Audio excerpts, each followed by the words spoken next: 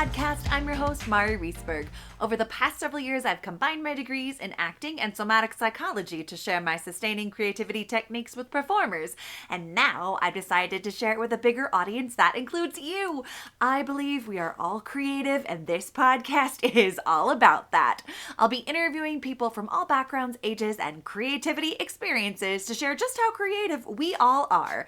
Today, I'll be chatting with Wendy Fedan, illustrator, author, and caricature artist. Please enjoy Wendy Fedan.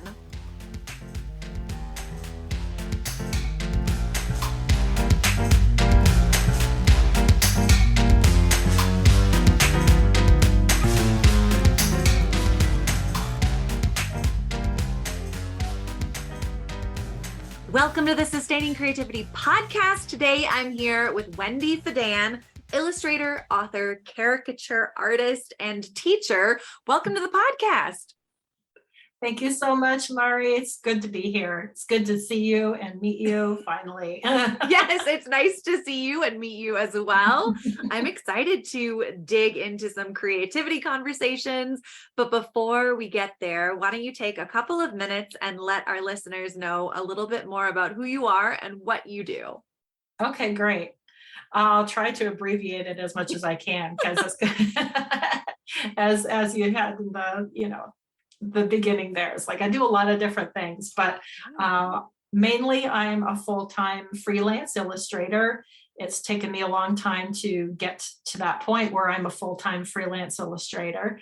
It was not my original goal to do that, to be a freelancer. I wanted to have the nice, secure, cushy job where, I could have my, I could have my benefits and everything like that and not have to worry about taking care of so much on my own and not knowing where my next job is coming from, the security. Yeah. But I'm very, very happy to finally be at a place where I feel very secure in my freelance career. In addition to my illustration, like I've got my full-time client that keeps me busy most of the time, and the other part of my illustration business, which is doing illustrations for children's books. And I've been doing more and more of that for other people, which is really, really fun. It's been kind of a word of mouth kind of thing. Nice. So it's been more of a supplement to my income. And in addition to that, I'm a caricature artist.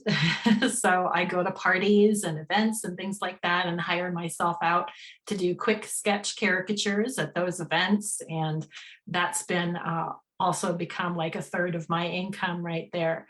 Oh, wow. So and I love doing instruction as well for creative things like painting or, I actually got to teach for one semester at the Cleveland Institute of Art for first year students for illustration, which was a really fun thing for me to do. It was like my life coming full circle because that's where I went to school. So that was just an enormous joy for me to have that advantage. It was kind of like one of those experimental classes they were having. So I like doing a lot of different things, which I'm sure a lot of the people listening here, if you're listening to a creative-based podcast, you're probably one of those people also who likes to do a lot of different things.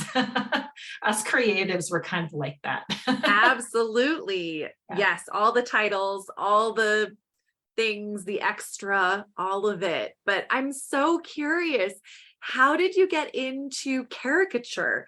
That just seems like such a unique niche. Yeah, it was so, it was actually my dream job, my dream summer job when I was just starting out in college. I was like, okay, I'm going to need to get some kind of a summer job. What's it going to be? Am I going to be, working at McDonald's, where there's nothing wrong with that, but it was, I wanted to really have some kind of creative based job to kind of lead me into the field that I knew I wanted to go into. And my mom actually worked for the company that owns a bunch of amusement parks, including the one we live close to. So I felt I had a little toe in at least, so I at least knew who to talk to about getting an interview. Right. So I was, first they didn't have a place for me and they had to stick me in the Bavarian nut house. Which I Well, love because I could say my first job was working at a nut house. yeah, And then they moved me into the caricature stand when a spot opened up that summer. So I that see. was How old great. were you? That was just Oh like, yeah. I guess I was, let's see, I was probably 18 at the okay. time. And they taught me on the job. I did some practicing on my own. I was not very good to start out with because I was not used to drawing with a marker. I was used to drawing with a pencil and an eraser. Yeah. Pencil in one hand, eraser in the other hand. I'm like, no, I'm not going to go straight to marker. That's not the way I was, but I had to get over that and get used to just doing straight, with the marker. And I felt really bad for the first person I ever sold a sketch to. Well, I love that process of, I mean, learning on the job can be very intimidating. Yes. And it sounds like there you had enough kind of trust and belief in yourself that you knew you could do it. It might just take some time to get there. Yeah, I guess I don't, looking back, I know I had a lot of fear because it was not only did I have to get over my fear of drawing straight with a marker, Mhm. but I was also, I would say, socially phobic. Okay, yeah. So that is another thing I really had to get over, or at least face that fear of talking to people. I didn't even like talking on the phone with people. Yeah. Even one-on-one conversations would kind of get me in a freeze mode sometimes when I realized that person was actually listening to what I was saying. And I was like, oh my gosh, I better say something interesting. Yeah. So here I was in a situation where I was sitting down in the chair with an easel in front of me, a person in the chair opposite me that I'm supposed to be drawing. Mhm. And it's extremely awkward if I'm not communicating at all with that person. Right. So I learned very quickly, it was a really so I didn't only know how didn't only learn how to draw, I learned how to communicate with people and how to put them at ease and myself at ease at the same Mm. time. So it was a huge learning experience in a lot of ways. That job Yeah. was a really good introduction, a good gateway job for me, which I guess a lot of those jobs are. If you're working at a fast food place, you're dealing with the same kind of thing where you have Mhm. to deal with people and Yeah. you have to deal with communicating with people. And that's not only the people who are, your who are buying things at your cash register, but the people you work with too. Right. But anyway.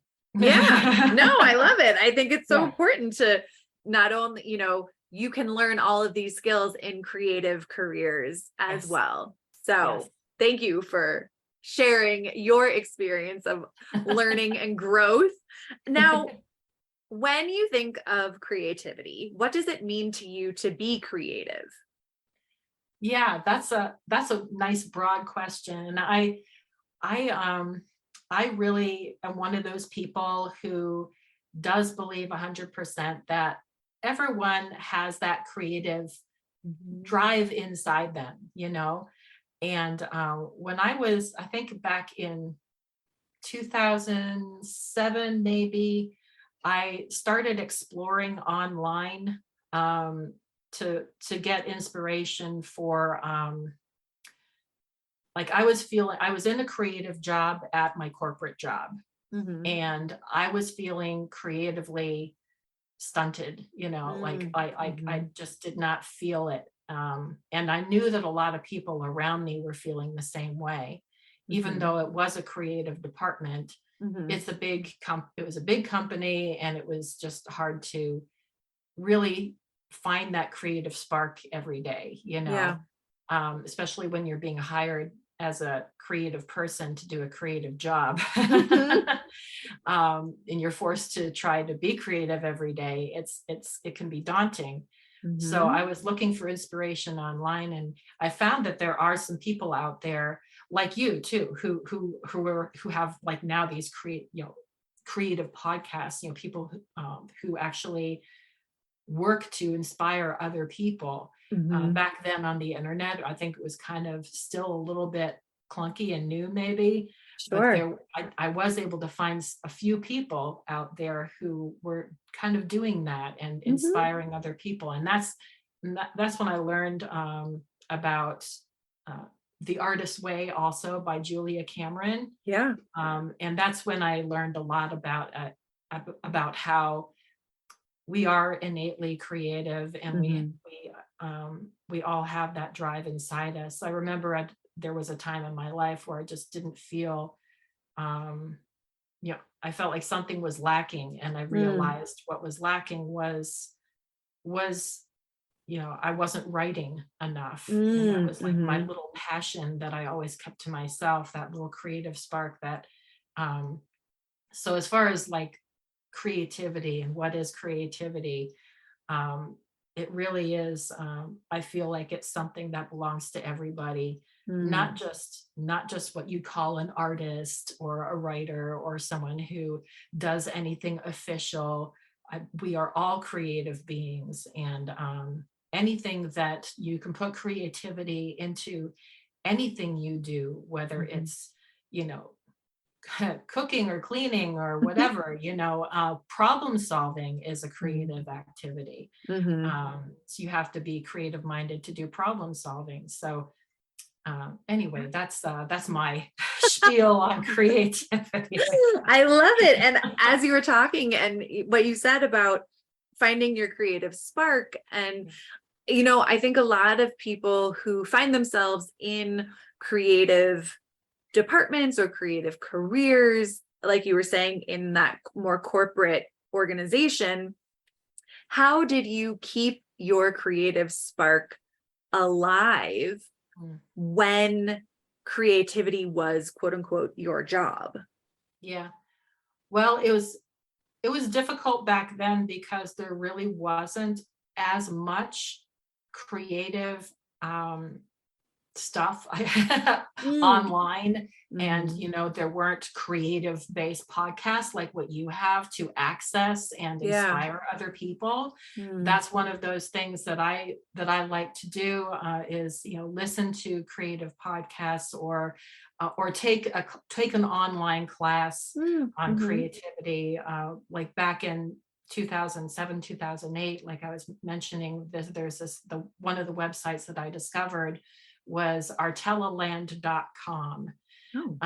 And it's a very very inspiring website. It still exists, and it's blossomed like crazy ever since. This lady just does amazing things, and she's got so many, I don't know about hundreds, but she's got like a huge amount of creative resources on her website, like little workshops you can do, like self-led workshops. You can download her little program and do it on your own, kind of a thing.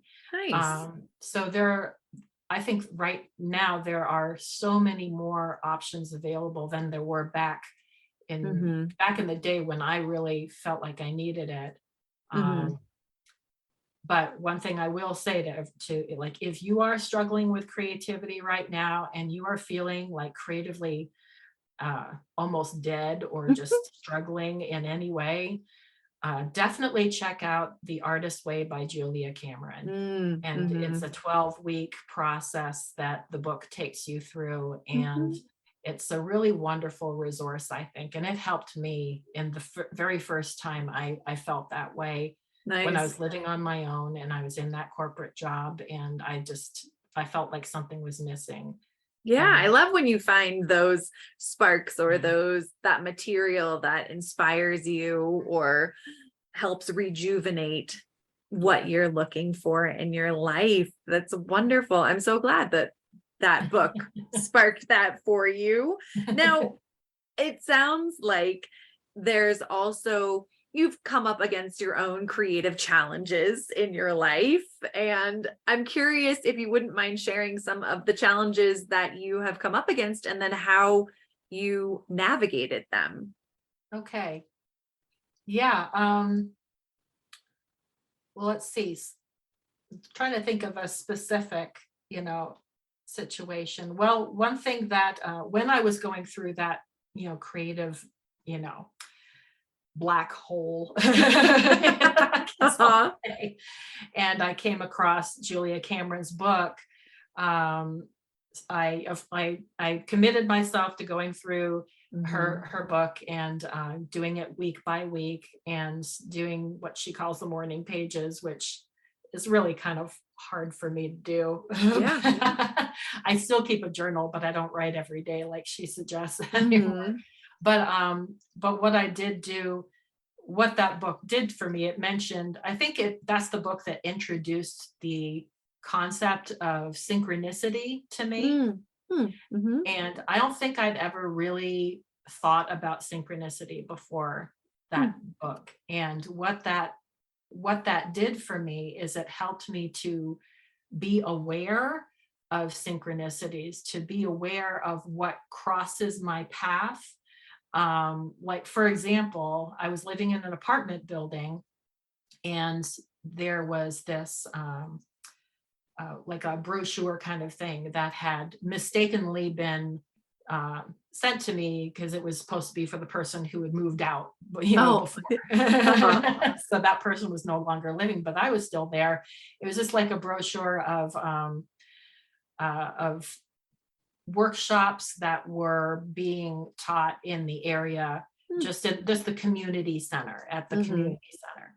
And so I looked over it and I saw that there was a creative writing class Mm. available. And I thought, well, this is convenient. And I really didn't think that it would do much for me except just motivate me to write, which is what I wanted anyway. Mhm. But I ended up, I highly underestimated the the kind of people who would take a class like that. I Uh-huh. felt I felt actually pretty intimidated when I went there, and I was not prepared for the fact that I would have to, that everyone in the class was supposed to be reading their work aloud. Oh, um, wow.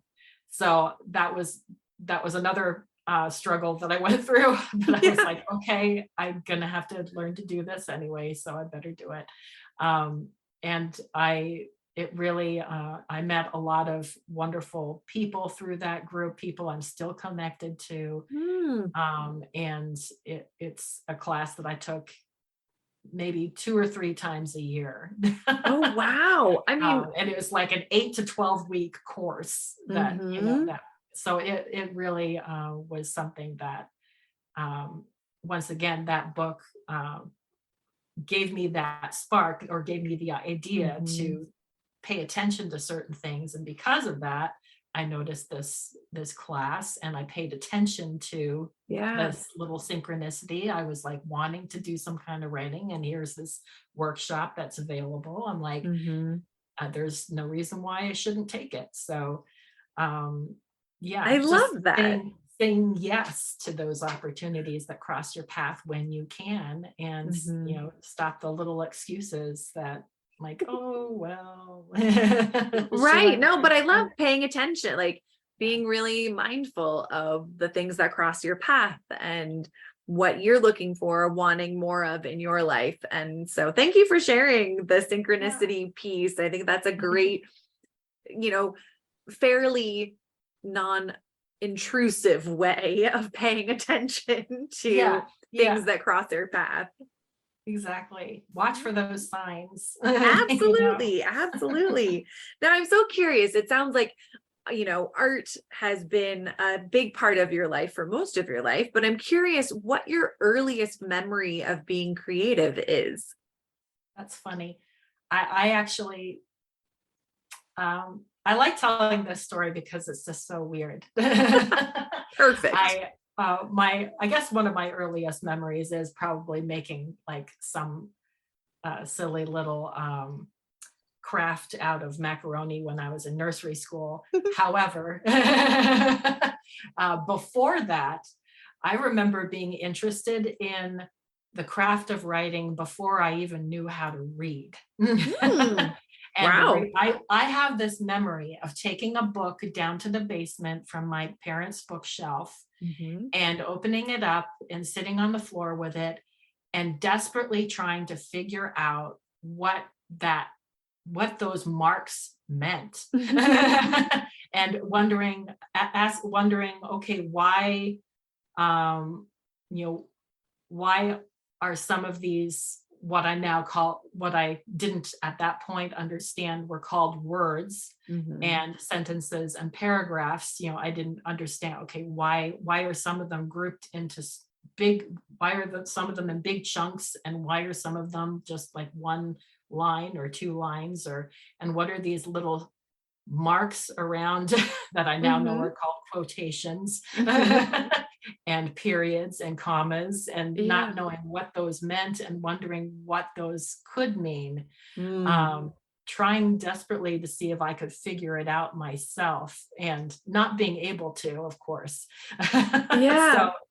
So that I feel, even though that's not necessarily a I don't know, I guess that's somewhat creative, but for me, it's that interest that I had in writing before. I love that I have that memory. I just love that I Mhm. have that memory of wanting to know, wanting to understand how to do this creative craft when I really didn't know anything about it at all. Yeah. I mean, what a And great memory and great experience. I'm so curious, how has that experience of wanting to be creative or figure things out, how does that show up in your adult creative experience today?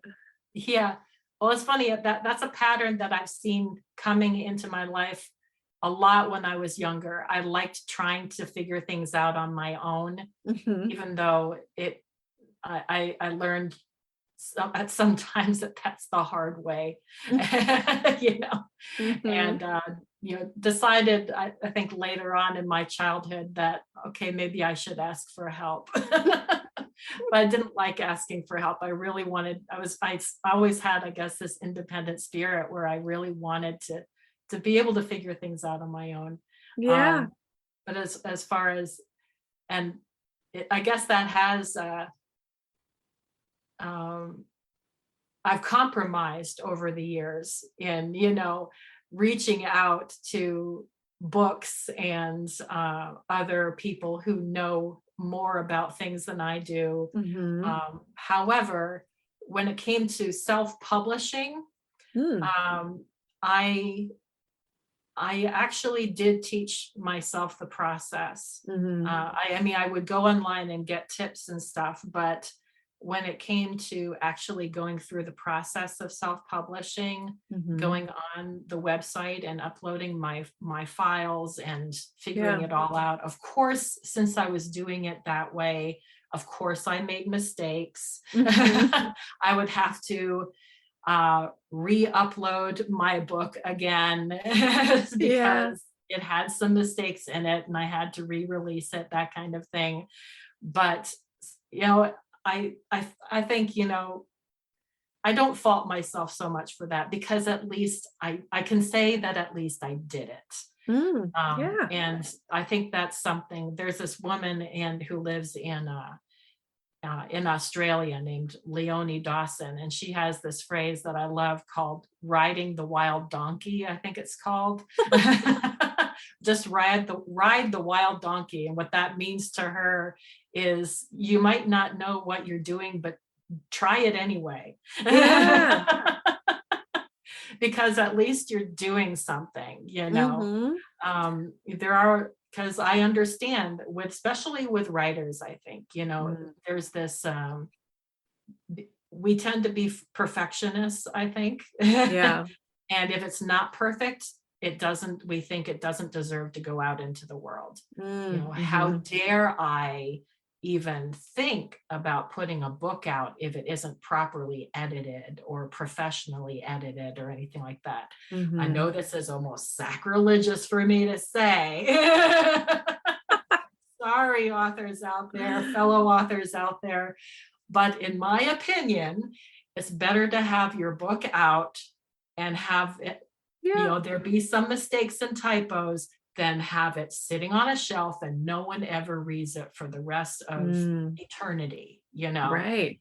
To me, I think that's what I value, is your word getting out there, your story getting out there.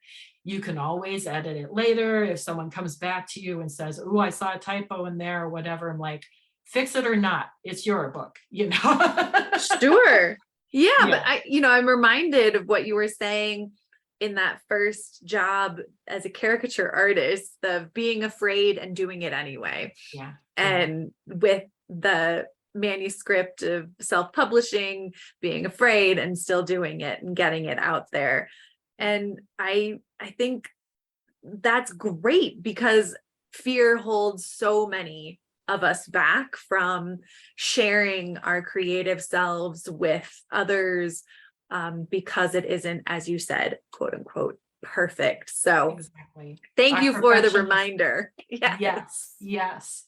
And I'm not saying that when it was revealed to me by others that I had some mistakes in my initial print, that it didn't bother me. Sure. I'm not saying that I didn't cringe inside and want to and feel like I was going to burn from the inside out from embarrassment, but at least, looking back, after I got over that initial embarrassment for my mistakes, and forgiving myself for it. I was like, well, at least I did it. At least I did Exactly. it. And I corrected it afterwards. I corrected my mistakes. And you can do that. At least you can do it, is the thing, you can learn, you can do things differently the next time. But if you didn't put anything out there, you would never have any opportunity to learn and redo and try again. And so thank you for all of those reminders that it's okay to put things out there. We need to get our creative voices out into the world, and we can always go back and refine them. They don't have to be perfect the first time out. But so thank you. And this has been such a treat to chat. I just have one last question. Yeah. What does it feel like in your body to be creative? Let's see. Well, what it feels like in my body, to take that literally, it feels, when I am creative, I feel lighter. I feel energized and peppy. There are times in my life where I feel more, creatively stimulated than other times, of course. Yeah. And when you are feeling tired and worn out, listen to your body. Don't force yourself. If you're like, oh man, I really want to do this project. I really want to do this. And you're like beating yourself up because you don't have the energy to do it. Well, listen to your body first. Listen to what it's telling you. Sleep, get a little more sleep, eat a little bit better, take care of your body, because your body is that vessel for the creativity to come through. And if you're not taking care of it, then, and I'm learning this myself a lot, if you're not taking care of your body, that, once again, think of your body as that vessel. And the creativity comes through you. It's not something that you create yourself. The creativity is something that you're the vessel. You are just the instrument that delivers that creative message, whatever it is, that creative project, whatever it is that you're creating, is coming through you. It's not coming from you, it's coming through you. So if you can at least take care of that vessel, which is your body, then you can be more creatively energized, because your body will be ready to receive that energy and release it however you want to do that, however that is meant for you to do. Yeah. Thank you for that reminder to take care of your body, take care of Yeah. your creativity, be able to keep it flowing. So if people want to learn more about the work that you do, how could they go about doing that? Thank you so much. Yeah, right now my passion is in my books lately. So I have this book. I'm kind of a website-aholic, so I have a few different websites, but the one that is my major one right now is my publishing website, which is cawpublishing.com, and CAW stands for Create Away, which is my kind of my saying, I love it. and you can also find my illustration on W Fedan, that's WFEDAN .weebly.com. Perfect. I will Yeah. add all of that to show notes so people have easy access. And thank you so much for taking the time to chat with me. I have My thoroughly pleasure. enjoyed it. Same. This has been, I feel energized. Oh, good. Me too. I feel I light and love it. energized. Yes. I love when that happens. Thank you.